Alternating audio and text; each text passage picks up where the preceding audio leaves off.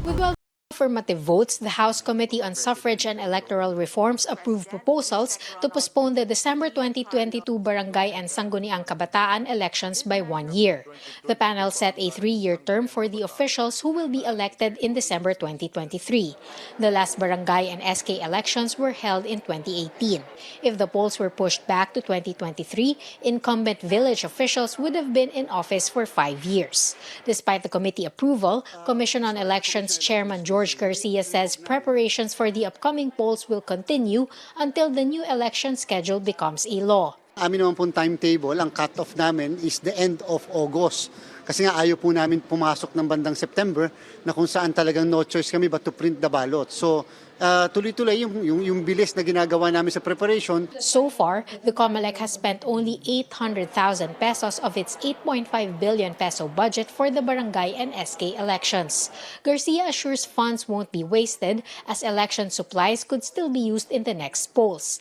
However, he says COMELEC would need an additional 5 billion pesos if the barangay and SK elections were to be held next year, as there will be additional registered voters. That will, because of the additional number of voters, we will create additional precincts.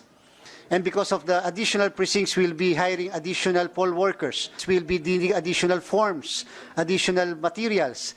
For some lawmakers, the additional cost means the government won't be saving money after all by pushing back the barangay and SK polls. Some voters also say incumbent barangay officials have been serving for far too long.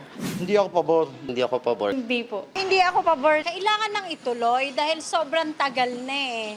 Meron nang kailangang palitan dahil sa medyo may hindi na tama ang ginagawa. So para merong chance naman yung mga bago na napapalit na magawa nila ang tama.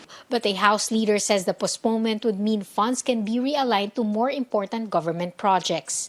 We should not always say that if we postpone the election, makakatipid tayo, or if we postpone the election, it could help the 8 billion to gear up the economy. And at this point in time, given that the fiscal space is not too big and that there are other more pressing expenditures at this point in time, particularly, we need to have adequate funds to ensure that there is safe return to face-to-face classes. Ang executive has the power to realign by declaring savings and then realigning it for different programs. Should the barangay and SK polls be postponed, Garcia says the COMELEC will spend the coming months preparing for the 2025 midterm elections. Cian Arcangel, CNN Philippines.